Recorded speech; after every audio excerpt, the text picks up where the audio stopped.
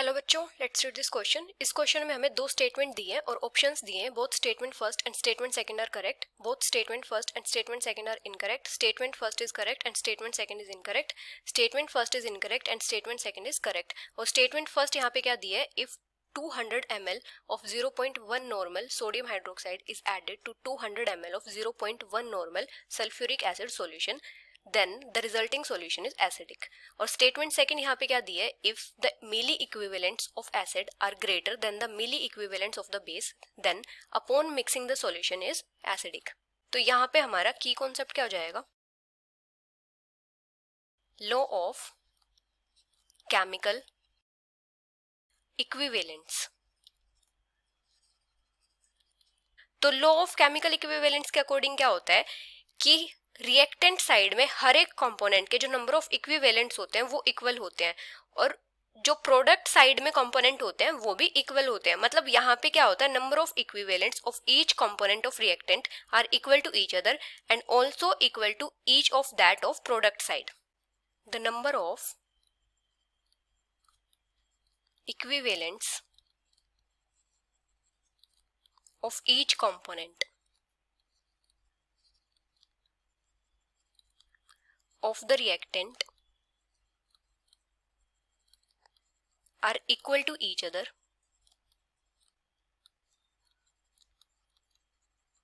and are also equal to each of that of product side।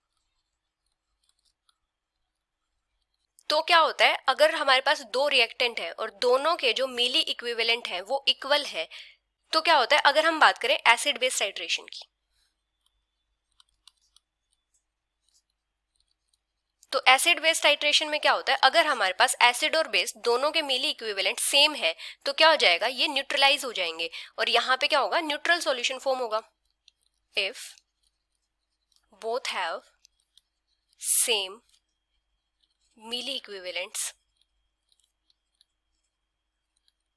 तो क्या हो जाएगा, they will neutralise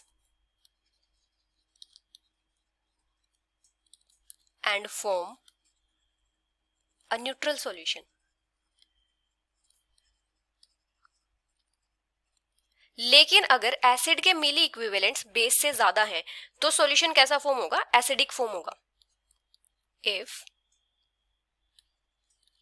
milli equivalents of acid are greater than that of base, तो solution कैसा form होगा, acidic. Then acidic solution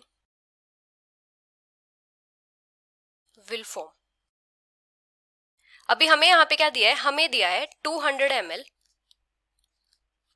of 0.1 normal sodium hydroxide, ये क्या है, बेस, और इसको ऐड किया है 200 ml of 0.1 normal H2SO4 solution, ये क्या है, एसिड है। तो यहाँ पे क्या होगा, एसिड बेस टाइट्रेशन होगी और यहाँ पे हमें क्या करेंगे, इनके मिली इक्विवेलेंट्स फाइंड आउट करेंगे।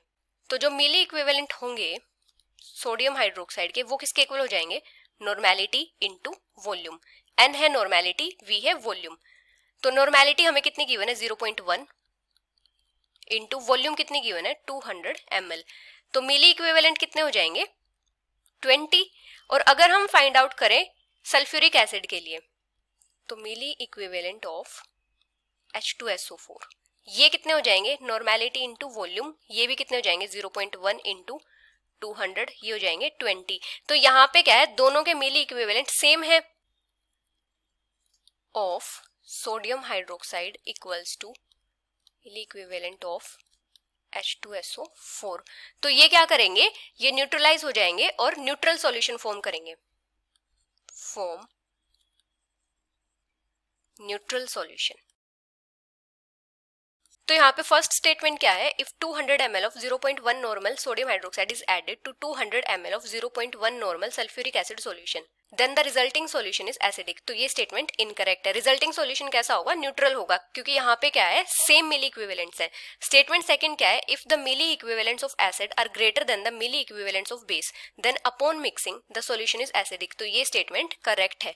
अगर एसिड के मिली इक्विवेलेंट्स ज्यादा होंगे तो सॉल्यूशन कैसा फॉर्म होगा, एसिडिक। तो यहाँ पे स्टेटमेंट फर्स्ट तो इनकरेक्ट है, सेकंड करेक्ट है। So the final answer is statement first is incorrect and statement second is correct, which is option fourth.